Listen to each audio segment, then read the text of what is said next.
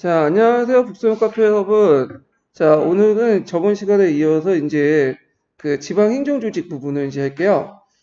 교재 몇 페이지 펴보시냐면요. 106페이지 펴보세요. 자, 후셈 4권 106페이지 그 내용을 이제 진행을 하겠습니다. 자, 여기 이제 그 앞부분에 보면 이제 개요 부분을 좀 보면요. 조선시기 지방행정 조직은 간치하고 자치조직 이렇게 두 개로 돼 있어요.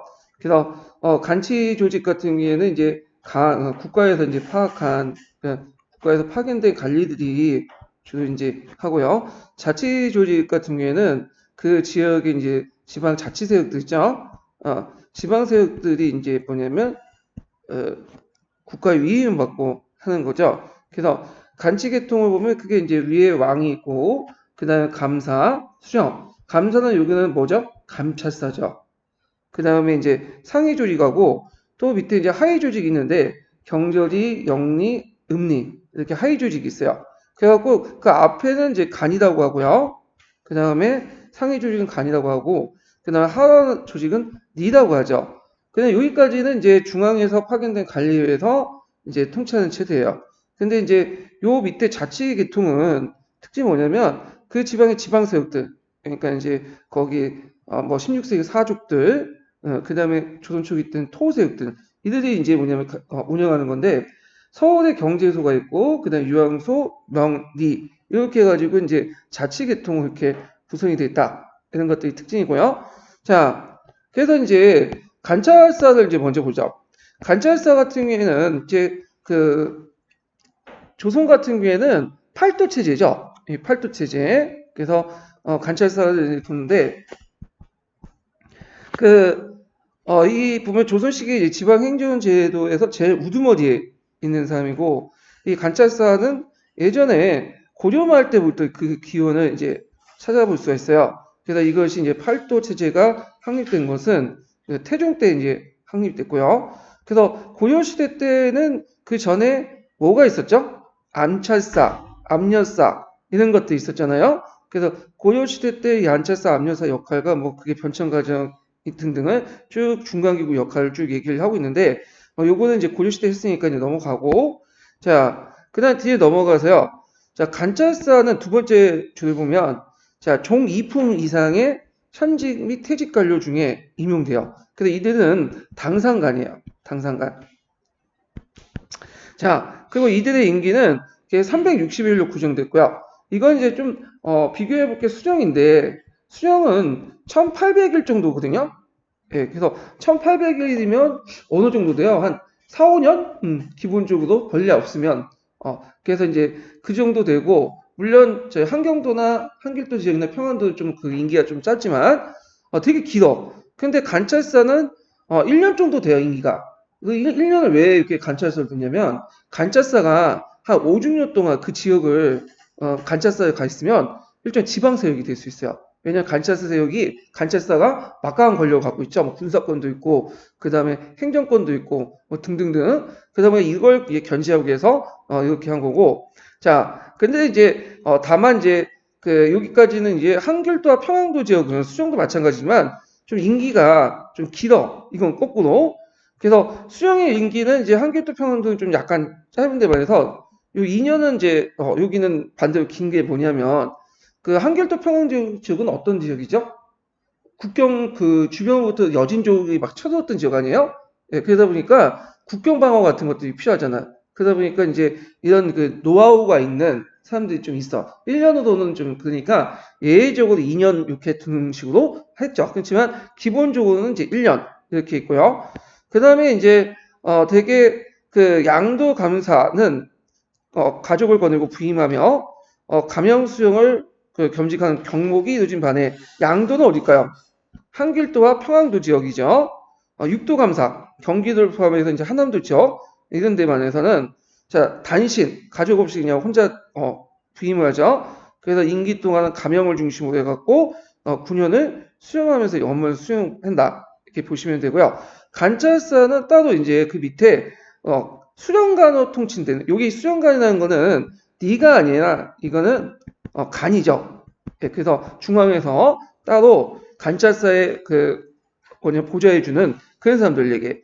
그래갖고 이제 뭐 경력, 도사, 그 다음에 그 판관 이런 사람들이 존재를 했다. 그 다음에 관찰사 같은 경우에는 이제 그 막강한 권한을 갖고 있죠. 행정, 사법, 군사 기능 이런 것들 지니고 있고, 예전에 설명했던 외관, 주로 지방진의 교과나 포품을 담당해요. 인사 관리도 하고 등급도 오르고 내리고 하는 여러 가지 이제 할 때 평가도 하고 여러 가지 권한을 가지고 있다. 좀 기억을 해두시면 되고요. 자, 수령을 보죠. 수령은 관찰사 아래 병렬적으로 이제 예속돼 있죠. 그래서 수령은 예전에 살펴본 것처럼 군현의 크기에 따라서 주, 부, 군현이고 거기에 파견된 수령의 지위도 그 주, 부, 군현의 크기에 따라서 풍계가 좀 다르죠. 자, 그래서 조선시기에는 고대 9년제를 근간으로 지방제를 정비하여 위로는 팔도체제와 아래로는 면리제를 이제 확립했다. 그래서 그때 이제 지방 통치는 9년을 중심으로 전개되었고, 지방 행정을 하는 밑에 있는 이제 여러 부현부터 해가지고 현관까지를 총칭해서 뭐라고 했냐면 수령이라고 했어요. 수령, 목민간 이렇게 했죠. 그 다음에 기본 행정구역은 이제 고대 크기에 따라서 주, 부, 군, 현으로 구획됐죠. 요게 좀 특징이 뭐냐면 고대 크기에 따른 거야. 예전에 이제 고려시대 같은 경우에는 특징이 뭐죠? 신분제도죠. 철저하게. 그래서 이제 있지만 행정적인 성격으로 많이 개편됐다. 물론 아직까지는 그렇다고 100% 그런 건 아니지만 고려시대에 비해 상대적으로 상당히 행정적 성격을 가지고 있다. 이렇게 이제 인식을 하시면 돼요.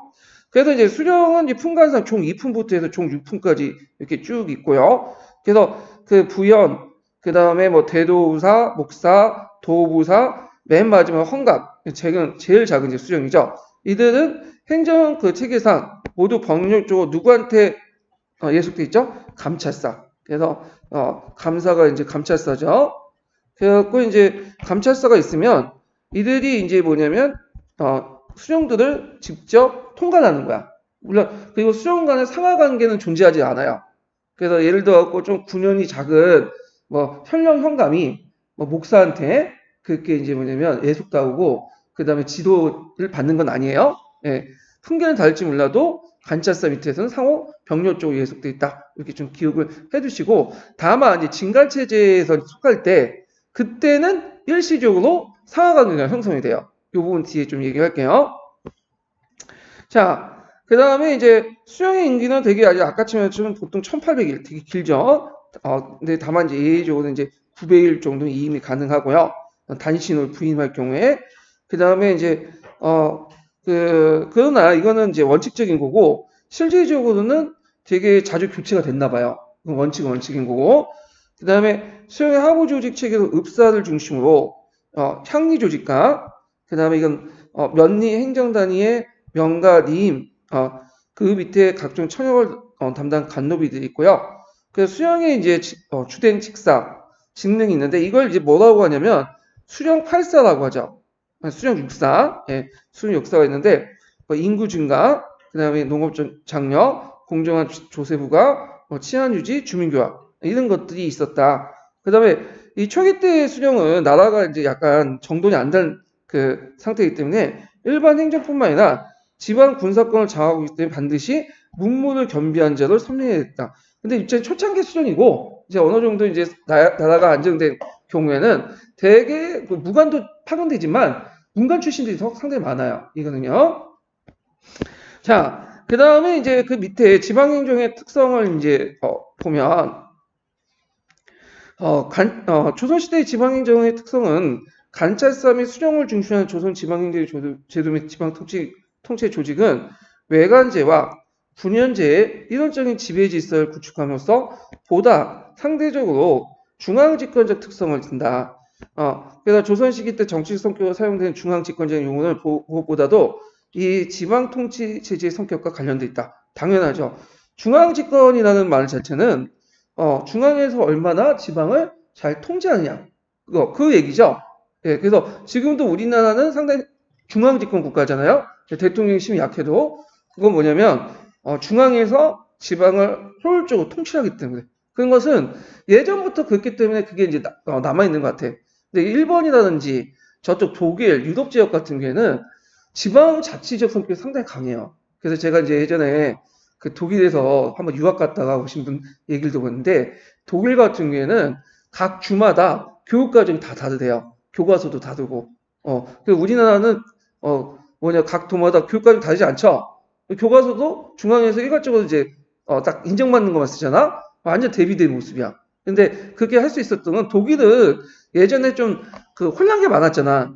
그리고 통일도 1871년에 연방 형태에서 통일했잖아요. 그러니까 이런 것들이 계속 간섭이 남아있어 갖고 근데 우리나라 같은 경우에는 완전히 그 조선 때부터 이게 중앙 집권이 됐잖아. 그래서 이런 것들이 이제 지금까지 내려온 것 같아요. 그러니까 자 그래서 그 조선의 중앙 집권적 지방 통치를 비교적 잘 유지하기 위해서 아까 얘기한 것처럼 그 간치 계통이 있다고 했죠. 간치 행정적 계통과 그 다음에 사족 중심의 그 행정 지배 체제 이렇게 이제 있는데 자 그래서 이제 이렇게 있고 그러니까 간치 행정 계통은 두 개로 나눠 있어요. 왕, 감사, 수령 이게 이제 첫 번째 상위 조직이고 아까 전에 얘기한 것처럼 그 다음에 하위 조직은 뭘까요? 그 밑에 그 경절이 영리, 읍 이게 향리 계통이죠. 이게 이제 뭐냐면 두 번째로 하위 조직이죠. 예. 자, 그래서 이런 것도 있고 또 중간에 이제 밑에는 뭐가 있었죠? 사족 중심의 자치행정 조직이에요. 그래갖고 경절이 영리, 경제서, 유형소, 면리, 이렇게 해서 사족 중심의 향촌 지배 체제가 있어갖고 상호 견제를 균형을 이뤘다. 근데 이제 사족 중심의 자치적 행정 지방 체제는 갑자기 만들어진 건 아니고 이건 사림들이 이제 뭐냐면 정권을 장악한 16세기 들어와서 이제 형성이 된 거죠. 그전에는 지방 토호색들이 이제 장악하고 있었고 그 다음에 지방 통치를 직접 담당한 관찰사 수령은 1도 또는 1업의 군주와 같은 존재여서 일국을 통치하는 왕의 분신이었다. 그래서 역대 선정 시기를 살펴보면 예의 없이 숙량한 수정에 위한 읍치를 바탕으로 두고 있고 그래서 역대 국왕들은 늘 수령 선임에 특별한 관심을 가지고 있었다.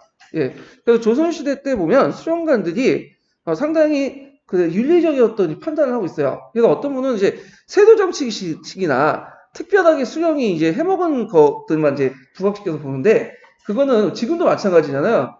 예, 그래가지고 뭐 고위 공무원들이나 경찰이나 검찰들이 막 뒷돈 받고 그런 사람도 있잖아요. 근데 그런 거는 1, 2%에 불과하고 눈에 튀니까 그렇지만 조선시대 거의 90% 이상은 이제 그런 그 뭐냐면 왕의 그 명을 받고 통치를 좀 잘한 것 같아요. 이 부분은 자 뭐 이렇게 있고 그 다음에 이제 뭐 밑에는 이제 그 관련된 내용도 있는데 요거는 지금까지 시험 문제는 거의 안 나왔으니까 한번 이제 쭉 보시면 될 것 같고 자조사본 좀만 좀 보고 넘어갈게요. 이거는 이제 뭐와 관련된 내용이냐면 국가하고 포폰제도와 관련된 내용이에요. 그래서 그 지방가는 주로 누가 한다? 감찰사가 한다. 그 내용인데 그래서 서울과 지방의 간호는 3년마다 그의 출신과 경력을 자세히 기록하여 2조에 제출함으로써 정안을 기록한다. 자, 이 정안이라는 건 뭐냐? 거의 이제 주에 이제 10번에도 나와 있던 것처럼 그 관리 출신 그리고 내적 그러니까 서명 그다음 출신 등등 조상들 적어놓은 거야. 그래서 이제 이런 정안을 기록하고 경관은 그 간사의 당상관 이런 사람들이 이제 하고요. 그다음 외관은 이제 관찰사가 1년에 2번씩 해요. 1년에. 그래서 매년 6월 15일, 12월 15일 날 등골명에서 왕에게 보고를 한다. 그 다음에 10번의 국가에서 이렇게 이제 10번의 국가를 이제 하면 6월 15일에 12월 올려갖고 하면 그 중에 상을 받은 사람은 1분기를 올려주고 둘 중에 중을 받은 무료간에 사용하고 무료간이라는 것은 그 여기 보면 녹봉이 없이 전지만 지급된 간원이에요. 그래가지고 그 일종의 실직을 이제 그 보다는 잠깐 이제 뭐냐면 그 명예직 그렇게 했는데 나중에 이제 실직 옮길 수 있는 그런 것들이고 그 다음에 세 번째는 파직을 한 거야. 이 파직이라는 것은 지위해제 그러니까 잠시 이제 머물러 갖고 나중에 또 이제 뭐냐 복귀할 수 있는 그런 거죠. 자, 걔가 갖고 있는데 예전에도 얘기했지만 되게 이렇게 평가를 하면 지금도 그렇지만 후하지. 상당히 후해요. 예, 그래서 되게 보면 파직까지는 시키진 않아. 근데 이제 하도 그 파직이 없다 보니까 이제 나중에는 두세 번 정도, 두세 명은 걸려가지고 파직시켜라. 그 명령이 내리니까 이제 어쩔 수 없이 시키면 또 수령이 와가지고 따지고 그런 경우도 되게 많았나 봐요. 자, 뭐 이런 것들이 있었다. 자, 그 다음에 뒤에 쭉 넘어가서 그 밑에 이제 수령이 역할, 이렇게 쓰는데, 제가 수령 육사라고 작성했는데, 수령 실사네요. 예, 좀 수정해 주세요. 예. 그래서 수령 실사는 이제 그 업무를 쭉 얘기하고 있는데, 요거 써고 나올 수는 모르겠어요. 하여튼, 근데 두세 개는 좀 외워둘 필요는 있을 것 같아. 왜냐면, 한국사 능력 검증 시험에 좀 나와 있기 때문에, 농사를 이제 성하게 하고, 학교를 일으키고, 사송을 감명히 하고, 가난한 무리를 그치게 하며, 분정을 땅고. 왜냐면 요거는 이제 알려면, 그 당시는 이제, 이 뭐냐면, 수령이 군대 역할을 같이 했어. 군사령관 역할. 이제 좀 뒤에 이제 얘기할게요. 자, 호구를 늘리고 부역을 고르게 한다. 그래서 뭐 혹시 모르니까 한 두세 개 정도는 외워두세요. 뭐 7개 쓰라고 나오지는 않을 것 같은데 두세 개 정도 쓰라고 나올 것 같아. 이 정도는 좀 이렇게 있고. 자, 그래서 이제 이렇게 있고 쭉 넘어가서 다음 페이지 보죠. 자, 향리를 보죠. 향리는 이제 그 조선시대 때 아까 이제 간치 조직 중에 하위 조직에 속하는 사람들이죠. 그래서 고려시대 때는 그 항리의 그 기원은 호족들이었고, 그리고 이제 고려 후기 때 이제 그 이거 이제 와서 이제 상당히 상위 조직은 중앙관료 흡수해 갖고 신진사들이 됐고요. 그 다음에 이러다 보니까 이제 고려 후기 때 항리에서 상당히 약해진 모습들이 보였다고 있고요. 그렇지만 이제 또 이들이 이제 또 뭐냐면 그 홍건적과 왜구에 침해받고 그걸 이제 극복하는 과정에서 국공을 세웠어요. 국공. 그래서 이들이 이제 첨설직을 이제 상당히 남발됐죠. 그 당시 뭐 첨설직, 동정직, 경고직, 유한풍간직이라는 거 있죠. 한랑풍간. 그래서 일종의 이건 명예직인데 그렇지만 명예직이라도 이들이 일단 간직을 받았기 때문에 이들은 이제 뭐가 된 거죠? 양반 신분이 된 거죠. 물론 이때 양반은 아직까지는 사족의 의미와 가역된 그 신분층의 의미가 그게 아니라 일종의 이제 뭘까요? 그냥 간직을 가지고 있는 사람 이런 것들 이제 해석하셔야겠죠. 그래서 이제 이런 상황에서 조선왕조를 개최한 사대부 그 관료들은 계속 향리층이 중앙 관료로서 진출 억제하기 시작했다. 그래서 신진사대부들이 이제 나라를 세웠는데 자신도 향리 출신이잖아. 근데 이들이 이제 정권을 독점하려면 향리들이 계속 와서 새로운 피를 수혈받는 걸 별로 안 좋아했어. 그만큼 파이가 적어지잖아요. 그러다 보니까 자기의 원래 그 출신이었던 향리들이 더 이상 이제 자기 그 지위에 올라가지 못하고 이제 막아버린 거지. 그래가지고 일종의 이게 뭐라고 하죠? 사다리 치우기라고 하나요? 지는 기고 올려놓고는 이제 필요 없으니까 사다리 치워가지고 밑에 있는 사람들이 못 올라가는 그런 조치들을 이제 취하게 돼요. 그 예를 든 게 뭔지 그 여기는 안 나왔지만 상층 항리들 있죠. 상층 서리들은 조선 초기 때까지는 풍간지에 들어갔어. 근데 아예 이제 막아놨고 좀 있다가 그 다음에 만약에 향리가 이 향리도 법제적으로는 과거 시험을 볼 수 있죠. 신분상 양인인데 그리고 어느 정도 능력이 있잖아 또 이 사람들은 또 글을 읽을 줄 아니까. 그런데 생원 진사실을 응시할 때는 반드시 소속 군련의 허가를 받도록 하고 그러면 소속 군련의 허가를 요청하면 이 사람들이 그 일반 수련들이 허가를 해줄까 안 할까요? 안 해줘. 그러니까 안 해주는 게 관례화 되다 보니까 향리들이 이제 그걸 알고 아예 이제 그 과거 시험을 포기해버리는 거죠. 자, 그 다음에 문과에 응시할 경우에는 거기에 이제 무경칠서라고 갖고 이제 무인들이 있는 7개 그 책이 있어요. 병서가 있는데 그 중에 이제 통, 약, 조, 불통. 그러니까 우리 식으로 따면 가나다라 이렇게 이제 그러니까 뭐냐면 오늘 좀 수, 우, 미, 양가 이런 의미예요. 자, 구분된 등급 중에 낙제가 아닌 조 이상의 성적을 받은 자에 한해 응시에 허락했다. 자, 조 이상은 불통이라는 건 F 학점이죠. 이게 조는 한 C나 D 정도 돼요. 지금 따지면 그다음에 낙은 B, 통은 A 정도 되는데 쉬울 것 같죠. 근데 웬만해서는 그 조를 못 받아. 왜? 일단 이 무가 금시하는 사람들이 이제 뭐냐면 책에 좀 뭐 글자를 읽을 줄은 아니지만 일단은 좀 무예 시험을 주로 보기 때문에 일단은 시험에서도 이제 뭐냐면 좀 약간 무경칠서 같은 걸 좀 등하시할 수 있고 그다음에 또 강독 자체가 이제 즉답형이거든요. 되게 즉답형이기 때문에 이 사람들 어렵게 물어봐요. 뭐 우리가 식으로 따지면 요번에 시험 문제에 나온 것처럼 뭐 하음의 변 이렇게 물어봐. 그러면 이걸 맞출 사람들이 몇 명이나 있을까요? 그것도 한 문제 물어보는 게 아니라 네다섯 문제? 그러니까 우리가 통상적으로 이 정도는 이제 기본적으로 알아야 됐다 이런 걸 물어보는 게 아니라 어디 겉으면 이상한 데서 물어봐. 그러니까 이제 도저히 못 맞추는 거지. 그런 식으로 해갖고 낙제점을 불통을 해버린 거야. 그러니까 이런 것들이 간행화되다 보니까 더 이상 이제 문과도 안 보게 되는 거죠. 자, 이런 식으로 해가지고 이제 했다는 거죠. 자, 그래서 이로 인해서 이제 향리가 과거의 합격에서 양반 관료 지출을 이제 크게 하는 것이 억제했다. 그래서 이거는 중인계층도 마찬가지예요. 중인계층도 이렇게 할 때 이제 또 복잡한 관례를 만들어가지고 했는데 나중에 조선 후기 때 들어가면 그거에 대해서 이제 뭐냐면 우리도 법제적으로 인정받는 과거 시험을 볼 수 있도록 해달라고 이제 집단 청원하죠. 근데 안 들어줘. 서울든 들어주는데 자, 하여튼 자, 향리는 조선 초기에 세력화가 약화되어 아울러 사회적 지위도 저하됐는데 그래서 9년의 개편에 따라서 향리 세력의 중심지가 천사로 이동을 했고요. 향리수가 많은 9년에서 적은 9년으로 다시 배정에 따라 향리는 본관지를 떠나서 다른 9년으로 옮기게 되었다.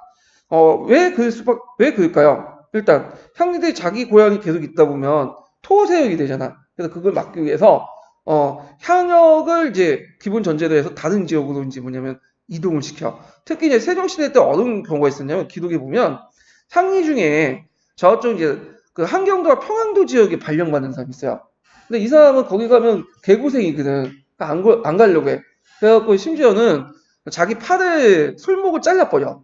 그래서 그거 이제 나중에 밝혀져갖고 이제 뭐냐면 이 사람은 유배형에 처하고 그리고 유배형을 풀려나자마자 또 거기 한길도 평안도에 보내서 향리역을 담당하게 하고. 그래서 이게 이제 상당히 고역이었어요. 그 다음에 향리 중에 몇 명은 또 도망가는 사람도 되게 많아. 예. 자, 하여튼, 그래서 이제 향리들은 오랫동안 본관지에서 구축해 놓은 그들의 세력 기반을 한꺼번에 잃어버리는 경우가 많았고요. 그 다음에 유황소를 설치해서 그 당시 향리들의 이제 여러 가지 작패들, 나쁜 일을 하는 향리들, 원악향리라고 하죠. 그래서 그런 처벌 구정을 마련해서 토호적 향리를 제거했다. 그래서 이제 향리는 지방 지배자의 위치를 잃고 그 다음에 지방 가나의 행정심의자 또는 행정사역인의 위상을 머물게 되었다. 자, 조선시대의 향리는 지방의 가나의 행정심의를 담당했는데 이걸 뭐라고 하냐면 향역이라고 해요. 향역. 그리고 이건 일종의 뭐냐면 신역 중에 일부죠. 신역에 세 가지가 있죠. 뭐가 있다고 했어요. 군역, 직역, 그 다음에 천역 이렇게 세 가지가 있죠. 그 중에 이제 군역하고 직역은 양인들이 이제 하는 건데 이들은 이제 서로 뭐냐면 체인지가 가능해. 군역을 기본적으로 해야 되지만 직역을 하면 이게 뭐냐 군역을 면제시켜 주는 거야. 그래서 항리들도 그 당시 돈 안 받았죠. 항리들이 조선시대는. 근데 그럼에도 계속 하는 이유가 뭐냐면 이 항역을 수행함으로써 각가지 군역이라든지 여러 가지 요역 동원에 면제를 받았기 때문에 그렇게 하는 거야. 자, 그래서 이제 수령은 일정한 기간이 있고 행정심은 얻은 데다가 자신의 본고지인 출신 고을에 부임할 수 없기 때문에 그 지방 사정을 잘 모르죠. 그런데 향리는 이제 대대로 지방에 살면서 물론 간혹가 다른 지역으로 움직일 때도 있지만 상대적으로 볼 때 오랫동안 행정심을 담당했기 때문에 지방 삶에 밝아요. 그래서 수령은 향리 보조 없이는 부임한 지방을 원활히 통치할 수 없었고요. 그래서 대개 보면 그 지방 실무들은 향리들에 의해서 좌우됐다. 이렇게 보시면 돼요. 자, 이 향리들은 그 당시 또 이제 기인역을 부담하는 게 있어요. 그 당시 기인역이 조선시대까지 좀 남아있어갖고 항역의 일종이죠. 왜냐하면 예를 고려시대 때 호장, 그러니까 호족들이 향리가 기원이 되는 거 아니에요? 그래서 이 기인역이 일부 남았는데 그 중에 제일 중요한 게 뭐냐면 중앙 각 가나의 선상이라는 자기가 직접 올라와서 시탄은 뭐냐면 거기 이제 땔감이나 그 여러 가지 이제 이런 것들을 자기 중앙 관리 중에 자기 출신 중앙 관리죠. 그들에게 공급해 준 역할을 하는 거야. 뭐 그 지금이야 그냥 차 타고 그냥 공급하면 되지. 근데 그 당시에는 그게 되게 고역이었어요. 왜냐면 뭐 이게 뭐 그 한번 지방 항리가 그 서울까지 올라오는데 보통 며칠 걸려. 한 그 10일 넘게 걸리잖아요. 보통 한 달? 그렇게 이제 하는데 자기 시간과 돈을 상당히 소비하면서 이제 가는 거거든요. 자, 하여튼 이런 것도 있고 그 다음에 이들은 기본적으로 학력에 부담하지 않고 군역을 이제 짊어지지 않았으나 그 대신에 유사시에 예비군 잡새군에 편입됐어요. 잡새군. 예비군에는 편입됐다. 이렇게 좀 기억을 해두시면 돼요.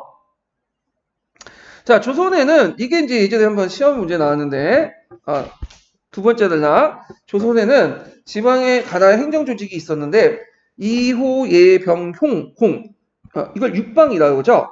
그래서 행정실무는 육방이 담당을 했다.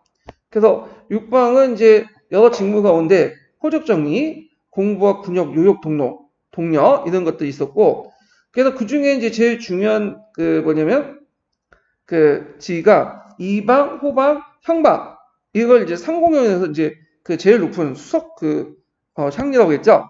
특히 그 제일 높은 게 또 호방이에요. 호방은 그 지역의 재정을 담당한 사람들인데 이 사람이 만약에 향리가 수용이 없을 경우에는 그 이 사람이 직무를 대리를 했어요. 근데 이거는 이제 호장 같은 게 조선 전기 때고요. 조선 후기 때는 여러분들 사극에 보시면 알겠지만 호방을 잘 안 찾죠. 사또가 누굴 많이 찾아요? 이방을 많이 찾잖아. 그래서 조선 후기 때는 이방이 수석 항리가 돼요. 이방이 그 인사권을 장악한 그 지역의 이제 인사권 이런 것들 총괄하는 행정사무를 총괄하는 이방이 수석 항리가 된다. 자, 조선의 항리들은 고조와 달리 이제 녹봉을 지급하지 않고 그 다음에 외역전도 세종 27년에 확파가 돼요. 그래서 지급 대상에서 이제 제외됐고요. 그렇지만 조선시대 항리는 항역의 대가로 받지 못했다고 하지만 생계 유지는 그다지 어려움을 겪지 못했다. 어려움이 없었다. 그들은 조상대대로 지방의 실질적인 지배자로서 많은 토지나 노비를 가지고 있었고 그 다음에 공식적인 급료 지급이 없다는 점에서 결과 직무 수행에 각종 폐해를 동반한 이유로 작용했다. 급료 지급이 없다 보니까 이 말은 뭐죠? 수수료를 떼먹을 수 있다는 거죠. 그래서 각종 뭐냐면 세금을 징수할 때 수수료 명목으로 해갖고 떼먹어. 그게 너무 양이 많아 또. 그렇기 때문에 오히려 월급을 받는 것보다는 그 훨씬 더 나을 수 있어. 수수료 떼먹는 게. 예. 자, 조선 초기 향리와 사급 지배 신분처럼 격화되었으나 조선 초기에는 향촌사의 지방 통치에 있어서 권력관계 한 축을 존재하고 있었고 9년에 파견된 왕권의 대행자인 수령과 중앙관료군이 도태되었으나 전하풍관원 황촌사에 대체 살고 있는 토착사족 그리고 각종 부세징수의 행정실무를 담당하고 향리 등의 일종의 그 상호 삼각관계 권력을 형성했다. 그래서 수령과 사족은 동이나 양반 사족 신분으로부터 향리를 감독하고요. 수령과 향리는 왕명을 수행한 지방관원의 상하관계에서 부세를 담당하는 토착사족과 대립했고 토착사족과 향리는 향촌의 토착사족으로서 왕권의 대행자의 수령에 대응했다. 이게 막 어렵게 적혀있지만 상호 뭐죠? 토착사족이나 향리나 그 다음에 수령이 어떤 관계를 이루고 있다는 거야? 일종의 삼각관계. 그래서 뭘 했다? 상호 군영과 견제 역할을 수행했다. 예, 상호 군영과 견제 역할을 수행했다. 이렇게 이해를 해주시면 되겠죠. 자, 그래서 이제 이렇게 있고, 그 다음에 그 밑에 있는 것은 뭐 수령하고 이제 향이 좀 관련된 내용들인데, 그냥 봐두세요. 그냥 봐두시고, 다음에 이제 자료 4번 좀 잠깐 볼게요. 거기에 이제 원학항리라는 말이 나왔어요. 원학항리. 그래서 요번에 시험 문제 나온 거 보면 그 사료 쳐놓고 물어보는 게 있죠. 이게 무슨 용어를 썼냐. 그 당시에 썼던 용어. 그 중에 원학항리가 있는데 일단 원학항리가 어떤 랜드인지 좀 보고 이제 좀 넘어갈게요. 거기 이제 보니까 수령은 조종 농락하여 권력을 마음대로 부려 회단을 일으킨 자. 뒤로 뇌물을 받고 불공평하게 하는 자, 세를 징수할 때 법외로 거두어 남용한 자, 양민을 불법으로 끌어 남몰래 부려먹은 자, 전장을 많이 장만해 두고 백성들에게 견작시키는 자, 마을과 거지를 행행하면서 남의 것을 침탈하여 사복을 채우는 자, 세력가에 붙어서 신분 본래의 역을 피하는 자, 향리의 역을 피하여 도망하여 촌락에 숨어진 자. 아까 얘기했지만 항약이 좀 고된 것이 좀 많기 때문에 도망가는 사람도 좀 있다고 했죠. 그걸 얘기하는 거예요. 그 다음에 간세 위세를 거짓으로 기대어 백성을 침하한 자, 양가 여자 및 간비를 처분하는 자, 뭐 이런 등등이 원악 항리에 해당하죠. 그래서 이 항리에 대해서는 일반인들의 그 고발을 허락하고, 그 다음에 당해 간청의 경제소에도 사원부에 고발하고 심리를 이제 처벌하겠다. 그래서 이제 원악 항리 이런 것들이 이제 내용이 있다는 것 좀 기억을 해두시면 되고요. 그 다음에 뒤에 넘어가서 이제 보면 쭉쭉 넘어가서 다음 장 넘어갈게요. 자, 혼과 살인을 보죠. 자, 혼과 살인 부분은 상당히 중요해. 예전에 한번 기출문제에 언급을 한 2문제 정도 나왔어요. 혼과 살인의 어떤 차이점 물어보는 게 있고, 특히 살인이 성장하는 과정에서 4대 사화가 일어나죠. 그 중에 제일 많이 일어난 기출문제 많이 나왔던 거는 기묘살인, 기묘사. 근데 이상하게 그 을사사나 뭐 갑자사, 그 무고사도 나올 수 있을 것 같은데, 특히 무고 갑자는. 근데 시험 문제는 안 나오더라고. 맨날 내는 게 기묘사야. 그래서 조광조의 개혁 문제. 내는 게 맨날 패턴이 똑같아요, 이 부분은. 그래서 이제 공부하실 때도 조광조하고 기묘사, 여기 중점조도 이제 보시면 될 것 같아요. 사료도 뒤져보면서. 자, 그러면 이제, 이 앞부분은 각자 읽어보시고, 이제 혼과 살인의 특성부터 보죠. 자, 혼과 살인은 기원을 따져보면, 혼구는 고려 말 때 누구와 이제 연결되죠? 급진개혁파. 간학파라고 하는 급진개혁파가 있고, 살인은 이제 길제 흐름도 쭉 있죠? 그 제자들. 그래갖고 이제 온건개혁파.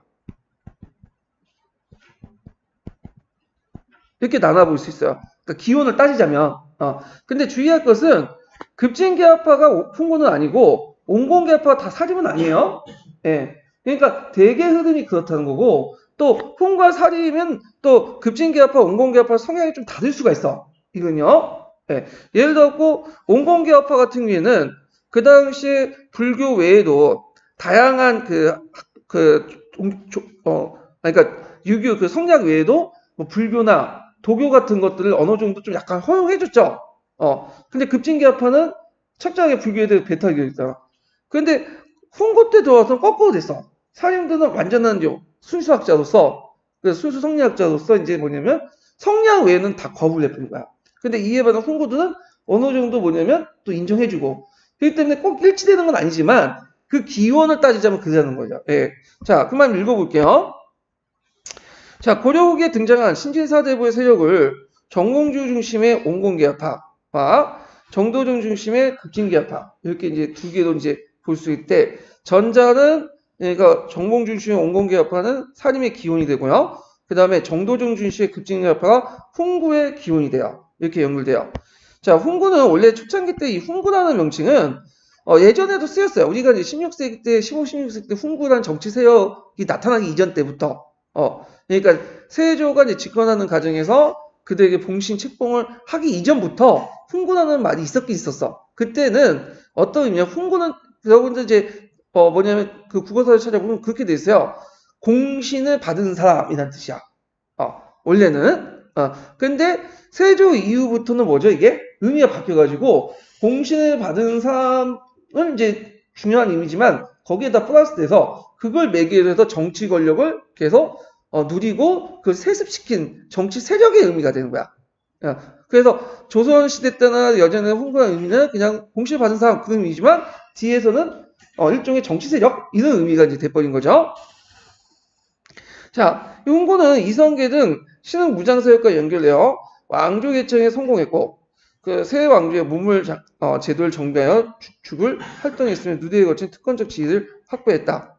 자, 근데 여기까지는 우리가 얘기하는 이제 훈구 세력하고는 좀 거지가 많아요. 예, 이거는 이제 우리가 의미하는 훈구 세력들은 세조 집권 과정에서 형성된 거고, 홍구와 이제 관련된 건 16세기 때부터야. 이게. 그래서 이 16세기 때의 홍고들은 그 기점이 됐던 게 뭐죠? 세조가 집권하는 과정. 이걸 무슨 정난이라고 하죠? 개유정난이죠. 개유정난. 그 다음에 또 이제 하나는 또 중종반정 있죠. 요때도 홍구세력들이 또 한번 해먹죠. 그래서 요때 이제 뭐 공신의 책봉돼서 여러 가지 뭐 그 노비라든지 토지라든지 등등을 받은 사람들 얘기해. 보통 우리가 통상적으로 얘기하는 홍구세력들은. 그래서 이걸 통해서 자신의 권력 기반을 강화시키고 그러다 보니까 사임들과 대립할 수밖에 없는 그런 세력들을 이제 얘기하죠. 그래서 이제 세조가 왕이 그 창탈 이후에 홍구파의 어떤 고위직 관리의 독점과 경제 비리 경영이 더욱 노골화됐고, 그래서 이제 이때 홍구파들이 이제 아까 세조 집권 과정에 직접적인 뿌리를 두고 있죠. 자, 그래서 홍구는 개국 공신으로부터 8차례 공신 책봉을 통해 형성된 세력을 뿌리를 두고 있지만 직접적으로는 개유정난 이후에 세조가 등장하면서 책봉된 공신과 관련된 세력들을 얘기한다. 예, 이들은 부국강경과 현실주의 노선을 지키면서 기득권을 유지하려고 했고 이들을 이제 홍구라고 지칭한다. 그래서 사림의 요순 3대 이상적인 도덕정치 또는 왕도정치의 구현을 통해 홍구 대신을 위해 자기들의 여러 패단을 본치려고 했다. 그래서 사림들은 이제 그 당시 홍구는 패도를 이제 뭐냐면 인정했죠. 물론 왕도도 인정했다고 인정했지만 그 패도도 인정했어. 그런데 사림들은 오직 뭘 강조하는 거죠? 왕도 정치. 패도 이제 인정하지 않아. 이게 좀 차이가 있죠. 예. 그래갖고 이제 있고 그 다음에 홍구 대신들은 얘네들도 성리학자예요. 기본적으로 이들도 성리학자야. 근데 이 성리학지만 여기는 약간 뭐냐 훈구적 요소가 있었고, 그러니까 한당 유학적 요소가 있어요. 예전에 그 고조시대 때는 한당 유학이죠. 그래서 이제 그 사림들은 완전히 100% 뭐죠? 성리학자들이야. 다른 사상이 끼어들 틈이 없는 성리학자들 얘기하죠. 100% 순도 100% 성리학자들. 그래서 이 홍보 대신들의 이제 머리 내 구조는 지금의 그 586 꼰대들과 비슷하다고 보시면 돼요. 만료는 민주주의, 하는 행동은 권위주의. 그런 거야. 그렇지만 사림은 완전히 민주주의. 예, 이렇게 이제 비교해 볼 수 있죠. 예, 그러니까 어떤 사상을 받아들인다고 해서 그걸 100% 그걸 딱 소화하는 건 아니야. 그걸 완전히 소화하려면 두세 대 정도는 지나가야지 이제 완전히 소화될 수 있는 거야. 이거는. 자, 하여튼 이렇게 보면 자, 거기 이제 이렇게 앞부분은 부분은 뭐 그냥 저기 이제 그 부분을 겹쳤으니까 넘어가고요. 그러니까 세조 시대부터 이제 보죠. 세조가 이제 직접적으로 홍구파 이제 관련되니까. 자, 두 번째 단락에서 두 번째 줄을 볼게요. 자, 이들은 홍구파죠. 홍구파들은 그러니까 세조 집권 이후에 이제 홍구파들은 그 세조 집권 자체가 역사적 정당성이나 유교적 명분 그리고 왕이 승계 정통에서 결여된 그야말로 왕이 창탈이죠. 그러다 보니까 개혁자 성격이 상당히 약해요. 이들 홍구파들은. 그래서 기존에 전에 있었던 홍구파들은 좀 개혁자 성격이 강했죠. 뭐 정도전이라든지 그런 사람들. 근데 이 사람들은 같은 홍구 대신이지만 오직 완전 달라 성향이.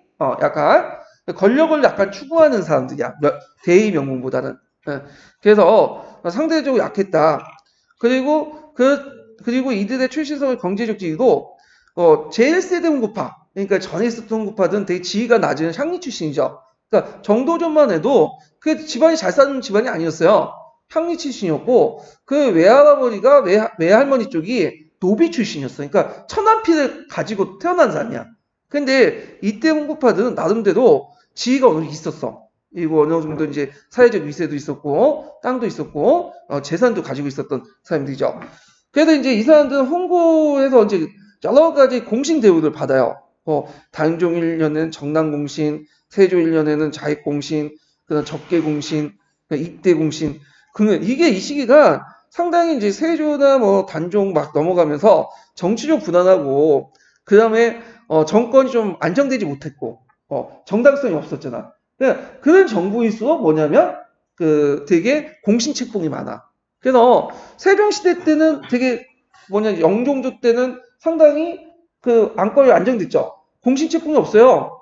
왜냐면 이들은 굳이 공신을 책봉하지 않아도 관료 조직을 통해서 자신의 어떤 강대한 측근 세력을 통해서 충분히 통치할 수 있기 때문에 한 거야.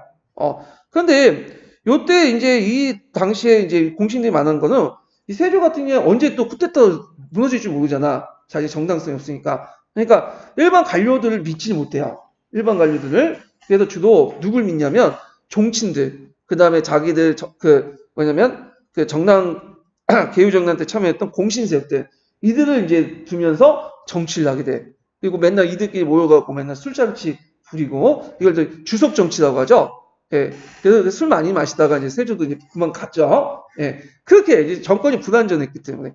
근데 이제 같은 이제 그 세조와 함께 태종도 집권 과정이 좀 정당성이 없죠. 이 사람도 쿠데타를 일으킨 거냐. 근데 이 사람은 좀 약간 세조하고 다른 게 뭐냐면 그 당시에 훈구파 대신들이 설치지 못했던 게 뭐냐면 이 사람은 세조는 자기의 종친세력하고 외척 그 다음에 그 훈구 대신들을 적극적으로 끌어안고 자기의 그 어떤 신의 조직을 만들었잖아. 그러니까 공적 조직보단 비선 라인 쪽이 이제 발달된 거야. 최순실처럼. 근데 태종은 철저하게 외척이나 공신들 쳐냈죠. 그리고 일반 대신들, 행정관료 중심으로 나갔어. 그래서 상대적으로 태종이는 좀 물론 욕을 얻어먹지만 그래도 일반 관료들 입장을 때는 그래도 공적 라인을 되게 강조했기 때문에 그래도 이제 좀 덜 욕을 얻어먹는 거고 세조는 명분도 없고 쿠데타를 집권했고 거기다가 이제 뭐냐면 자기 측근들만 데리고 이제 정치를 했기 때문에 뭐냐 욕을 얻어먹는 거야. 정당성이 더 결과 없고 이런 것들이 좀 차이가 있다. 자, 하여튼 이렇게 있고 그 다음에 이제 이렇게 있고요. 그 다음에 정남공실은 대항종 10년에 수양대군이 항보인 김종서 등 원료 대신과 종친 안평대군을 제거한 후에 책봉됐죠. 그 중에 이제 좀 눈에 띈 사람들 보면 정인지 많이 들어봤죠. 그 다음에 우리 보면 한명회 유명하죠. 이사 딱딱 볼 수가 있죠. 그래서 이제 수양대군에 즉위할 때까지 중요한 역할을 했고 그 후에도 정치적 실권을 되게 장악해. 성종 때까지 장악해. 그래서 이제 개유정난의 거사는 당종의 즉위 2개월 뒤에 1452년에 7월에 계획됐고 그 다음에 수양 대신이 이제 사실로 명호로 또 돌아온 후에 본격화됐는데 그래서 수양대군이 아마 그걸 보고 느낀 것 같아. 그 당시 명나 가보니까 개유정난과 비슷한 게 있었죠. 정난의 변. 그래서 건무제를 쳐냈잖아요. 영락제가. 똑같은 관계야. 서로 뭐예요? 그 작은아버지하고 이제 뭐 조카 관계잖아. 그러다 보니까 이거 보고 나도 한번 할 수 있구나라는 있고 하면 뭐 그쪽도 그렇게 했으니까 뭐 그냥 책봉받는데 크게 문제가 없구나 그런 생각을 했을 거야 분명히. 그래갖고 이제 김종서가 이제 모반죄로 적용하여 제거한다는 것을 조작된 명분에 지나고 김종서 솔직히 말해서 좀 억울하긴 하겠죠. 뭐냐 항포정사를 해가지고 뭐 그 어진 단종을 끼고 뭐냐면 인사권을 좀 좌지우지한 건 있긴 있어요. 그렇지만 그렇다고 해서 역모를 한 건 아니거든. 역모는 누가 했어요? 세조가 한 거지. 하여튼 이 사람들 이제 때려 죽였죠. 그래서 한날 한시에 모여가지고 살생부를 만들어가지고 죽이고 김종서는 자기 집에서 이제 죽었다고 그래요. 수양대군이 이제 자기 집에서 죽은 게 아니라 이게 수양대군이 이제 직접 김종서 집을 이제 찾아갔어. 자기 무사들 데리고. 그러고 나서 이제 편지를 보여주면서 누구 거인데 한번 읽어보시다. 그러니까 읽는 도중에 이게 어두우니까 달빛이 비춰갖고 했는데 그 참에 요번에 쇠 몽둥이도 해갖고 때 쳐가지고는 기절시켰어요. 근데 수양대군이 몇 대 맞고 죽은 줄 알았더니 그냥 갔는데 이 사람이 살아난 거야. 그래서 이거 안 되겠다. 대굴로 들어가서 이제 이 사람이 병권을 장악했으니까 군대를 빨리 모아가지고 차야겠다는데 사대문을 다 막아버린 거야. 그래서 결국에는 자기 딸 집인가요? 거기에서 이제 그 여장차에 뭐 도망가다가 이제 거기 있다가 잡혀가지고 참수당한 거지. 예. 그래서 이제 이렇게 해가지고 집권을 했고요. 개유정난 성공으로 이제 수양대군은 2년 뒤에, 그러니까 개유정난은 단종을 친 게 아니야, 아직까지는. 그 주변의 단종에 뭐냐면 보좌하고 있는 대신들, 원료 대신들 친 거고, 그리고 어느 정도 정권을 기반을 마련한 다음에, 단종을 선언을 했죠. 그래서 단종에 물려주겠다. 그래서 이제 그 과정에서 이제 뭐냐면 수양대군이 그 전에 안평대군, 자기 친동생들이에요. 그 다음에 금성대군 등등을 다 죽이고, 그리고 이제 이들이 이제 뭐냐면 그 주변에 있는 사람들이 또 공신책봉을 받고 훈구파들이 집권을 하게 된 거죠. 그 다음에 이제 이렇게 있고, 그 다음에 여기 쭉 있는데 뭐 자익공신이 어디고 적개공신이 뭐고 이런 것들인데, 적개공신은 이시해난 진압하고 관련돼 있고, 그러니까 이때 공신 같은 경우에는 예종 때 남이가 있어요. 남이 사람 유명하죠. 그래서 그때 앞에 있었던 이시해난이죠. 그 이시해난을 진압을 했던 젊은 장군이야. 그래서 이 사람은 집안 명문가 출신이고 또 문과에도 빨리 합격해가지고 이시해난을 진압하면서 그 뭐냐면 세조의 총애를 받았어. 그래서 후기 때는 일종의 그 신흥 세력이라고 볼 수 있어요. 예전에 한명이나 이렇게 신숙주 외에 신세였고 한명한 신숙주 이때 때는 좀 눈에 가시 같은 인물이에요.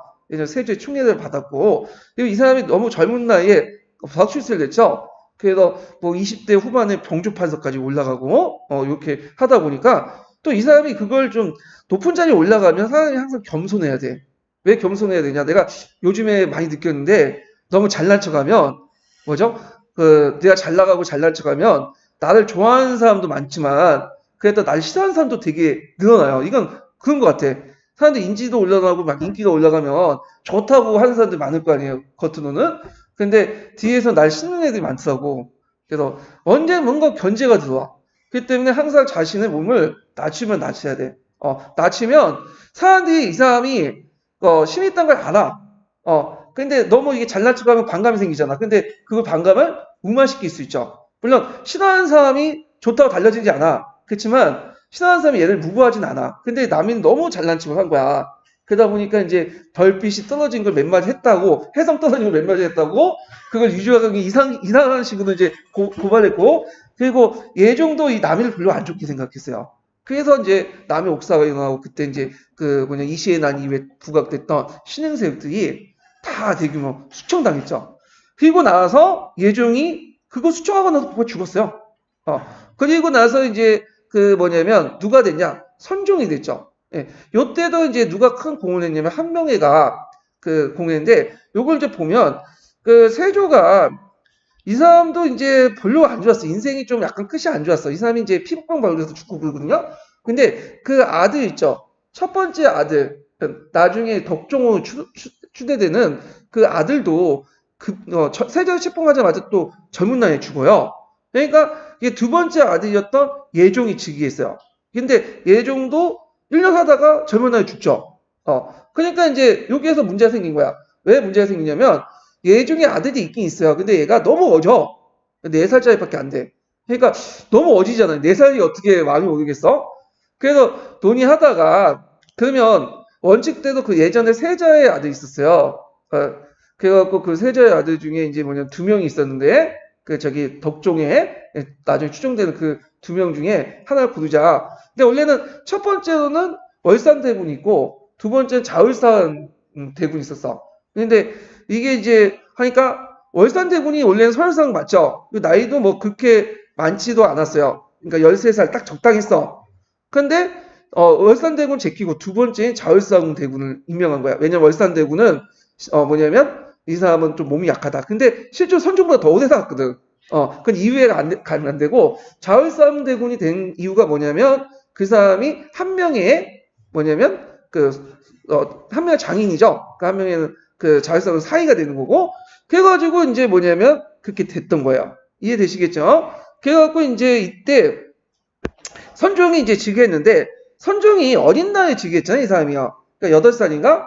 그러니까 뭘 알겠어. 그러니까 실제로 세조의 부인 정의왕후가 수렴청정을 해요. 그런데 이제 누구하고 이제 같이 하냐면 그 당시 항명회하고 신숙주 이런 훈구파 대신하고 같이 하거든요. 그래서 그때 자리공신 이런 식으로 해갖고 또 받아 먹어요. 자, 그래서 이제 이런 식으로 해가지고 훈구파들이 형성이 됐죠. 그래서 훈구파 명단들이 쭉 나와 있죠. 예. 그래서 이제 훈구파들은 줄을 잘 쓰고 또 눈치도 빠르고 그렇기 때문에 출세한 인물들이야. 자, 그래서 이 사람들은 이제 이 훈구단 대신들은 다음 장에 넘어가서 두 번째 달력 보면 공신책봉을 통해 훈식과 척신, 매척으로 통해서 이제 학고부도한 위치를 기반으로 정치적으로 고위 간직을 독차지했고 경제적으로 막대한 토지와 노비를 소유했다. 그래서 이제 또 세조 당시의 대표적인 부자로서 윤사조, 윤사윤 등등등등 있었다. 또 홍고였다. 그래서 조선 중기 때 사회경제적 운동과 더불어 홍보의 경제적 특권의 비행위는 대토지 경관, 요 당시에 대농장들이 확대돼 있죠. 예, 그래서 작계제 형태의 대농장들이 형성됐고, 그 다음에 또 고위직 관료를 이제 뭐냐면 독점했었고, 그러다 보니까 이 당시 이제 지방 사림들이 있었던 그 중소지도에 있었던 사림들과 충돌할 수밖에 없었어. 그러니까 예전에 사림들은 이제 길지의 그 뭐냐면 그 제자들이죠. 직제자는 아니지만 그 제자들의 제자들의 제자들이잖아요. 예, 그들이 이제 점점 형성이 돼갖고 중소 지지층이 있었는데 그냥 예전에 조상, 그러니까 예전에 사부의 말대로 그냥 중앙 정계에 올라가지 않으려고 했지만 자신의 경제적 기반이 누구에서 침해받고 있는 거야? 풍부 대신들에서 침해받고 있는 거야. 그러니까 도저히 안 되겠다. 그러면서 성종 때부터 언관조직을 이제 뭐냐면 들어가게 되죠. 그리고 선종도 이제 어느 정도 성인이 된 다음에 자신이 친정을 하다 보니까 풍부 대신들이 너무 심히 커진 거야. 그러니까 이제 이들을 좀 견제할 필요가 있잖아. 왕권을 좀 강화시키려면. 그러니까 사림들을 적극적으로 등용했는데 이들을 주로 어디에 등용했냐면 언간직. 언간직은 뭐야? 비판, 견제하는 사관원, 사원부, 홍문관 이런 데 등용해서 이제 홍보 대신들 견제하려고 했죠. 그래서 이제 요 과정에서 이제 사림들이 이제 선조 때 이제 완전히 정치 권력을 장악하죠. 그러니까 선조 때와 이제 연산군 때는 일종 뭐예요? 가독이라고 보시면 돼요. 홍보하고 사림들이 이제 대입했던. 자, 그 과정에서 이제 사화가 일어났던 거고요. 자, 사림은 그 원래 이제 이 명칭은 용어 요즘에 많이 물어볼 수 있어. 그래서 그냥 물어보면 쉽지만 이제 한문 사료 지어주고 한글 사료 딱 지으면서 이 용어가 뭐냐 물어보면 헷갈려. 요번에 대간 올라갖고 못 쓴 분이 없으시죠? 대간은 알고 있는데 대간이 그 용어 그 사조 속에 이게 뭐냐 이게 어려웠던 거지. 대간이 쓰는 그 사조 속의 문맥을 통해서. 하여튼 보면 용어 면에서 이제 그 사림은 사족 같은 의미로 통상적으로 사용했던 말이에요. 그래서 되게 이제 사대부 지림, 그래서 이걸 약칭해서 그 사대부리 해갖고 약칭해서 사림이라고 했는데, 그래서 이제 기록에 보면 고려 후기 때부터 뭐 사족, 사주, 사대부, 그 다음에 이런 명칭들이 계속 사용했고요. 그 다음에 뒤에 넘어가서 이제 뭐 그 간직표에서도 그 5품 뭐냐면 4품 이상은 사대부, 5품이 사라고 칭했고, 그래서 이제 이렇게 이제 통상적으로 사용했던 내용들이에요. 예.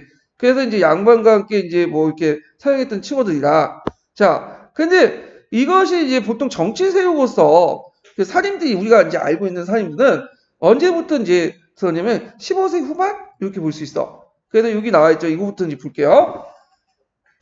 자, 우리가 생각하는 이제 정치 세우고서 사림은 일단 조선 왕족 개창 과정에서 제하에서 밀려났던 15세기 후반에 이어서 이제 사용되기 시작했는데, 자, 김종질파가 중앙집과 중앙정계에 진출하면서 사대부 대신 사림이라는 용어를 이제 통상적으로 이제 쓰이게 됐고, 사림이라는 용어가 집중적으로 사용된 시기는 기묘사를 중심으로 이제 사용됐다. 중종 때. 그래서 사림은 사족이나 사족과 함께 양반층을 지칭했으나 양반과 사족은 가족까지 포함했는데 사림과 사류는 유교 교양을 갖춘 그 양반 남자층만 지칭한다. 그러니까 양반의 범위 안에 그 안에서 뭐죠? 일부 이제 사림세를 지칭하는데 주로 유교 윤리를 가지고 있는 양반 남자들 이렇게 이제 지칭하죠. 예. 그러니까 사족이라는 건 여자도 지칭할 수 있어. 왜 지칭할 수 있죠? 가족이니까. 이렇게 하죠. 자, 그래서 이제 시기적 사림은 물론 예전에도 쓰였지만 우리가 생각하는 그 사림들은 이 당시 홍구와 대립해서 16세기 때 이제 등장했던 그리고 이런 것들 이제 사림이다 이렇게 이제 보시면 되겠죠. 이 사림들이 이제 또 분당 정치를 주도를 했고, 자, 사림은 이제 성종 때 이뤄 다음 주 넘어가서 자 중앙정계에 본격적으로 진출하기 시작했다. 이들은 왕조 개창에 소극적이었던 정몽주의 온건개혁파, 그 다음에 신진사대부 세력을 뿌리에 두고 있다. 왕위 창탈에 의해서 성리학적 명분에 있어 치약성을 안고 있었던 세조의 지나친 탄압 정치가, 그 다음 국방강화책. 이 국방강화책은 이제 세 가지 볼 수 있죠. 보법 실시, 그 다음에 오이제 실시, 그 다음에 진간체제. 이것도 같이 외워두셔야겠죠? 예, 보법, 오이제, 진간체제, 진간제도. 이렇게 세 개를 실시했죠. 자, 그래서 공리주의 통치에서 흩어진 민심의 수수. 왜냐면 이게 보법 같은 경우에는 예전에는 느슨하게 운영했죠. 봉족제는. 근데 보법은 타이트하게 운영해. 어떤 식으로든 뭐냐 군용을 심어야 돼. 지금은 지금 군대 많이 가자고 하면 좋아하는 사람도 없죠. 다 싫어하잖아요. 예. 그러니까 이제 이거에 대한 반발, 이런 것들이 같이 겸해 있었다. 이렇게 좀 기억을 해주시면 되고, 자, 그 다음에 강력한 세고 포진한 기성의 홍보 대신들에 대한 견제 필요성, 이런 것들, 그 다음에 합리적인 유교 정치를 회복하기 위한 학문 진흥 정책 실시 등 추진하는 과정 사림의 존재 가치를 인정받아. 김종직, 이 김종직은 이제 영남 사립주의예요. 그거는 이제 나중에 조광조 일파의 기호 사림들과 좀 다른 사림들이죠. 자, 하여튼 문인이었던 김경필, 정여창, 김일성 등을 등용했고, 그래서 이제 이들은 정몽주, 길재, 김숙자도 이어지는 영남 출신의 유학자들에게서 학문에 뿌리했고, 그 다음에 도통론. 도통론이라는 건 뭐냐면 이게 원래 중국에서 이제 행해졌던 거거든요. 이제 중국사 할 때 얘기할 텐데, 이때 도통론 정의정홍제가 한유가 도통론 주장했어. 도의 흐름이 어디에 있냐. 그래갖고 그거에서 이제 불교 도교에 있는 게 아니라 이제 성리학에 있다, 성학에 있다, 이런 식으로 제시하는 게 도통론인데, 이것도 이제 어디에 영향받냐면 어디에 나중에 조선에 영향받아. 그래서 도통론에서 성리학의 정통이 어디에 흐르냐, 이런 것들을 되게 강조하거든요. 하여튼 이 도통론의 중심이 됐던 사람들이 이제 여기 정몽주, 길재 뭐 이런 사람들이에요. 네, 나중에 조광조 들어가죠. 자, 사립을 이상정치를 추구하는 성리학자로 주로 3사에 진출했다. 원간 조직이죠. 그래서 3사는 왕과 문무백관의 잘잘못을 논하는 간쟁, 농박 이런 것들 경영을 담당하는 기관으로서 여기에 진출해 활동했던 사림은 자연스럽게 훈구에 대응해 하나의 정치세계가 형성됐다. 당시의 사림은 요순의 3대의 왕도 정치에 비추어 제기됐던 정치적 쟁점은 세조 때 굴전의 유교 정치 회복과 훈구 대신에 자행된 비대행이었다. 따라서 사림은 왕에 의해 주도되었던 영토왕장 등 지나친 부국강경 정책, 그 다음에 내술사라 해가지고 이제 세조 시대부터 그 왕실 재산을 관리하는 관청도 있었어요. 그래서 이게 이제 상당히 문제가 됐었어. 이런 비판. 그 다음에 왕실이 주도한 불교 사찰의 중건사업과 교육동원. 왜냐면 세조 시대 때는 불교 되게 중시했죠. 제가 성리학적 가치관이 떨어지다 보니까. 자, 그래서 이제 이런 것들 주 비판을 했어요.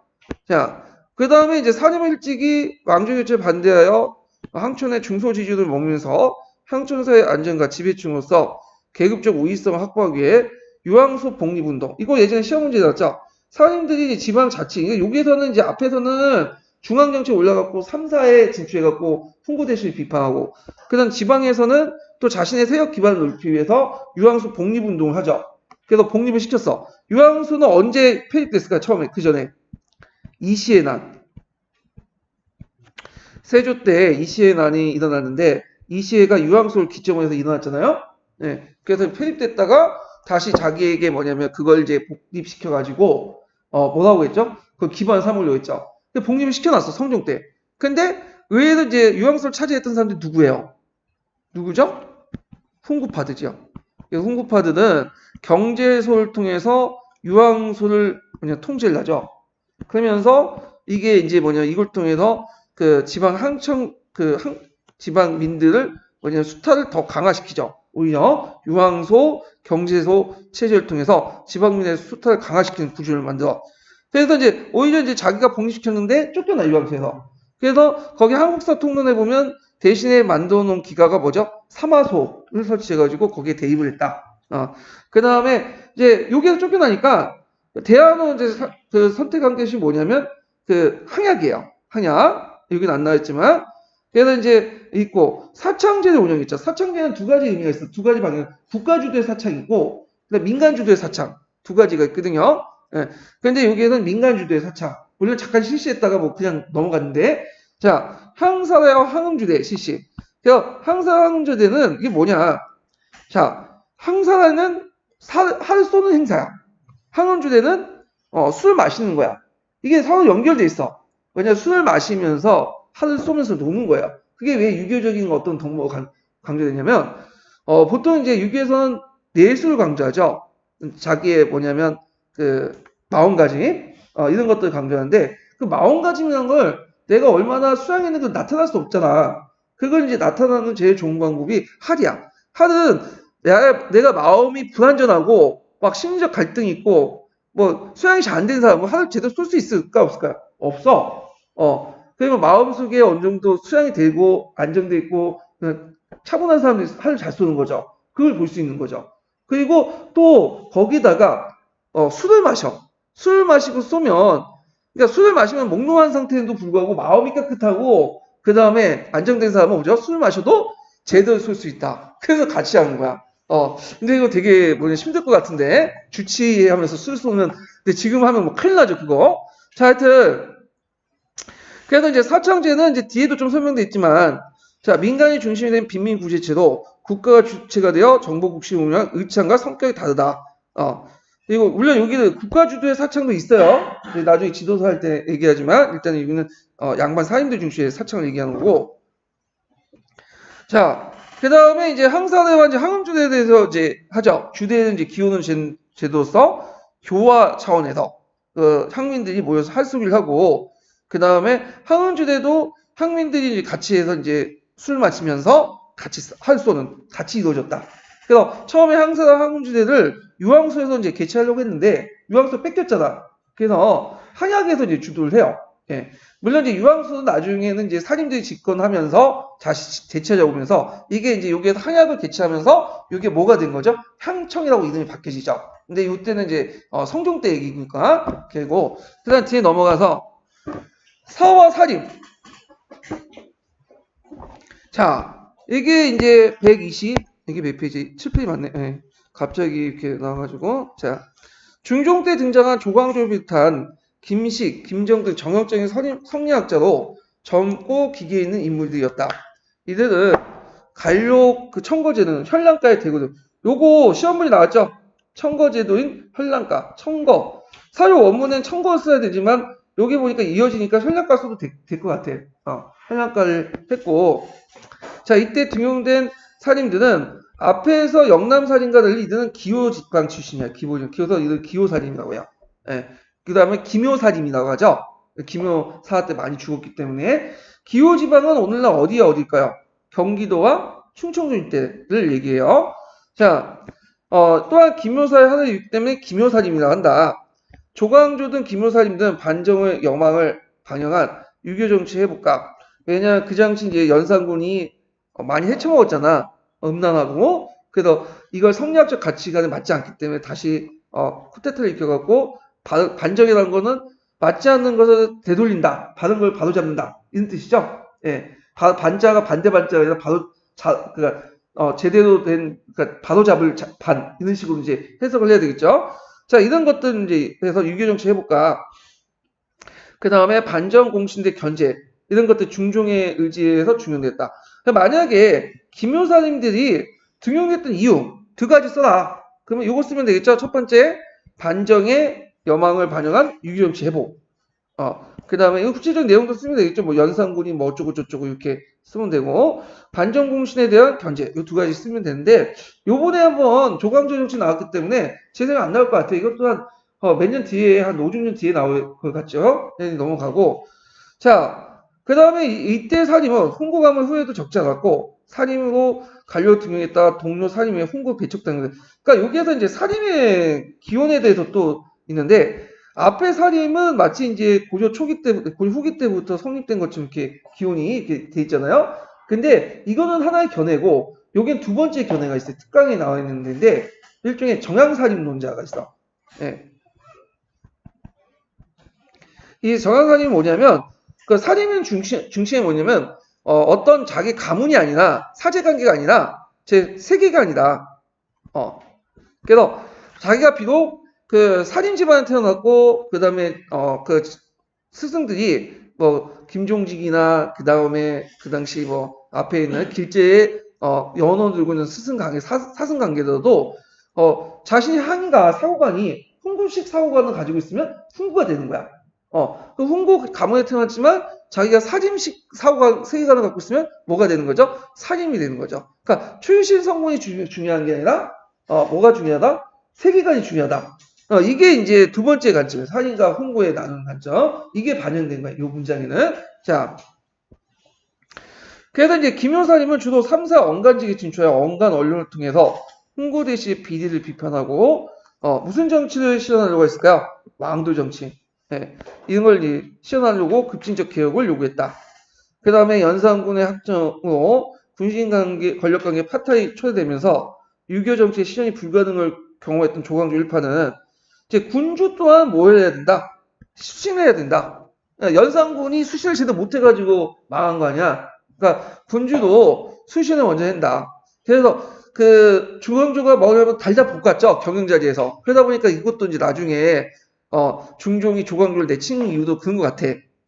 처음에는 그 모습이 괜찮았는데 너무 지나치니까 이게 망인지 자기가 신한지 구분이 안 되는 거야. 경영자리에서는. 하도 그렇게 달다 볶고 막 갈고 부르니까.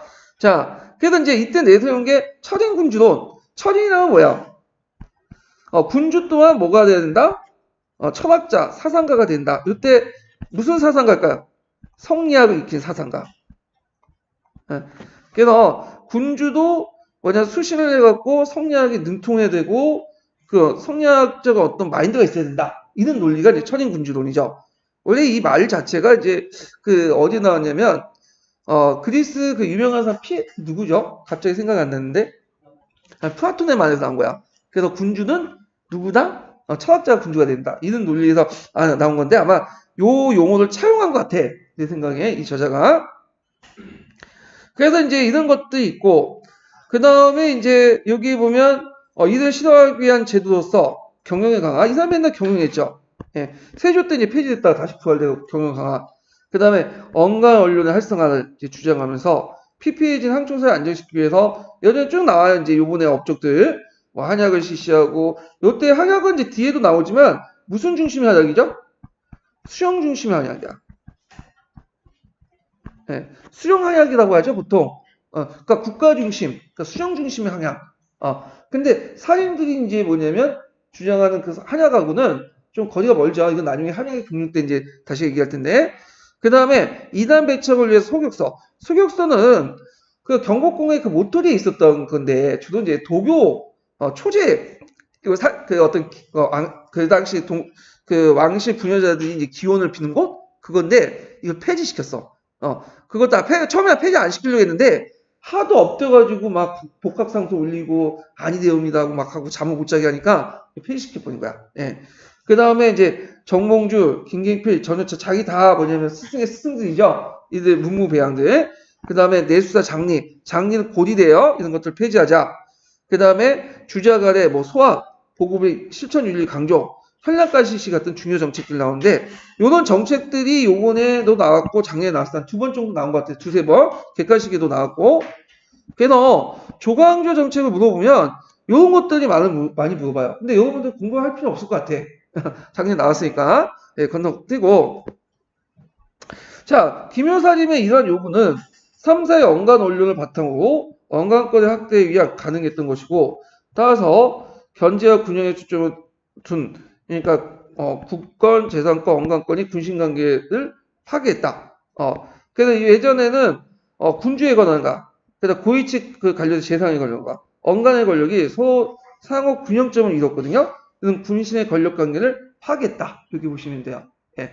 그래서 이제 이 삼각관계가 제일 잘 이루어졌던 게 항상 있었던 게 아니라 원래 그 세조 때 완전히 파괴됐죠. 세조 때는. 세조 때는 뭐가 강해요? 군권 강했잖아. 근데 성종 때 들어오면서 뭐냐면 이제 성종이 좀 호학군주의 이 사람이 그래가지고 유교적 윤리도 많이 실천하고 그래서 군권, 재산권, 언간권이 같이 있었어. 특히 그때 이제 언간권이 많이 신장됐고 세조 때는 말을 잘못하면 곧바로 잡혀갖고 뭐야 목이 다 날아나. 그래서 근데 그 성종 때는 웬만한 건 다 들어줬어. 들어주지 않아도 자기 반대 상소 올려도 들어주지 않아도 비판해도 어느 정도 그냥 비판을 받아들이는 입장이었어요. 포용하는 입장. 그러다 보니까 이제 언간권이 세졌죠. 그런 분위기에서 누가 넘어가? 연산군이 때 넘어가니까 연산군은 그런 게 싫었던 거야. 막 와가지고 선종 때처럼 막 아니되옵니다. 이렇게 하십시오. 저렇게 하십시오. 그러니까 이거 아주 건방지잖아. 한번 기회를 쫙 노리고 있었어. 그러다가 사초 사건이 터진 거지. 그러면서 이제 일으킨 게 뭐야? 무오사죠. 그러면서 요때 이제 연산군 때는 완전히 뭘로 넘어가죠? 연산군 때는 그 당시에는 이제 완전히 군권으로 다시 넘어가고 그러다가 이제 중종 이렇게 해가고 중종 반정에서 중종 때는 그 당시 이제 군권 좀 약해지고 재산권과 또 뒤에는 언강권 이런 것들이 또 등장하죠. 그러다 보니까 이제 어떻게 돼? 힘의 균형이 꺼지면서 이제 무슨 반정이 난 거야? 김효사님들 대규모 수청이 나는 거죠. 예, 그런 것들. 그러다 보니까 상대적으로 중종은 군권이 약했어. 이 사람이 떠밀려서 왕이 됐던 사람이냐? 그 진성대군이라 해가지고 이제 그 뭐랄까 연산군의 동생 아니에요? 언제 죽을지도 모르고 자기가 그러다가 뭐냐면 떠밀려서 왕이 됐던 사람이야. 그러니까 뒤에 있는 인조하고 달라요. 이 사람은 인조는 주도적 하는 사람이고 그러다 보니까 군권이 너무 약한 거야. 그러다 보니까 이제 조광조를 등용해서 이제 키워놨더니 이 언강권이 강해져가지고 또 자기를 억제하고 그래가지고 또 얘들 채니까 또 재산권이 강해지니까 외척 세력도 끌어들이는 거야 또. 그래서 나중에 이게 이제 명종 때나 선조 때 외척 세력의 패단으로 이렇게 나타난 거죠. 이런 것들 이제 같이 기억을 해두시면 되고. 자, 그래서 결국에 이것은 건국대제에 포방한 정치 권력 체제를 무너뜨림으로써 그 다음에 중종반정 공신에 책봉된 대부분 부당하고 문제를 지금 이윤삭제 문제가 있어. 그래갖고 이것이 결정적 계기가 됐다. 그래서 홍보대신이 일으킨 또 한 체가 뭐냐 김효살입니다. 그래서 우리가 이제 김효살임을 일으킨 주체에 대해서 김효사를 일으켰는데 김효사를 이제 일으킨 주체에 대해서 두 가지 견해가 있어요. 첫 번째는 중종이 일으켰다. 실록에 그렇게 돼 있어요. 중종이 밀지를 내려가지고 뒤집어 엎어가지고 그들을 이제 대규모 훈구대신들에게 군사력을 동원해가지고 그들 잡아들여서 죽였다는 거예요. 근데 그게 안 맞는 게 앞뒤가 왕이 됐으면 자기가 굳이 밀지를 낼 필요 없죠. 사인들은 군사권도 갖고 있지 않잖아. 말만 그런 거지. 그러니까 그냥 자기가 원하는 대로 그냥 하면 되는데 뭘 때문에 밀지를 내가 훈구대신들 군사를 동원시켜. 그럼 좀 맞지가 않으니까 아마 중종이 아니라 훈구대신들이 군사권을 이제 빌미로 중종을 협박을 한 다음에 왕권을 밟아내서 뭐냐면 그들을 잡아내서 죽였을 거다.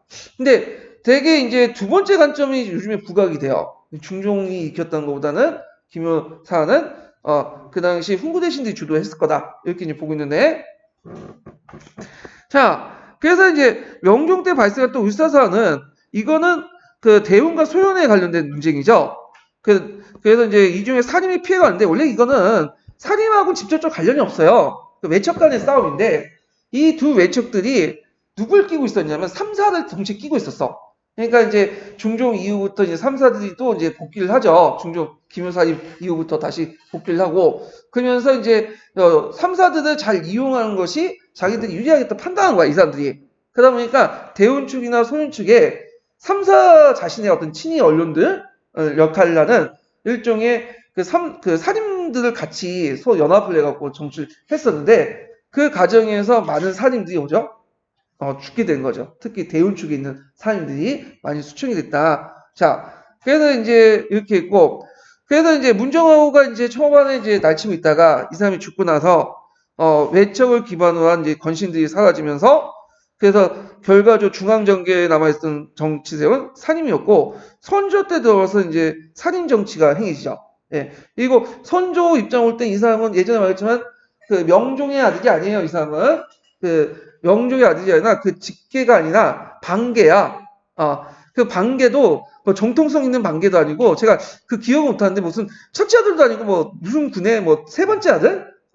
그래가지고 이제 그 뭐 예전에 명종이 뭐 와가지고 이간을 벗어주면서 한번 써보라 했더니 그 첫 번째 두 번째는 그냥 뭐뭐 쓰고 다 좋아했는데 세 번째 그 선조는 그때 이거 쓰면 안 됩니다. 어떻게 감히 신하가 그런 걸 쓸 수 있냐. 그래갖고 이걸 보고 얘 괜찮다 해가지고 찍어가지고 왕이 됐던 사람이라고 하거든요. 그러니까 선조 입장 올 때는 자기 정치색이 없다 보니까 그 당시 사림들이 적극적으로 등용해 가서 자신의 정치색을 삼게 된 거죠. 그러면서 선조 때 들면서 사림이 이제 정치를 주도하게 돼요. 자, 그래서 이제 이렇게 있는데, 자, 그 밑에는 이제 옆에 뭐 쭉 내용인데 그 다음 장은 또 공론과 분당 정치 부분은 좀 쉬었다가 이제 할게요. 이 부분은.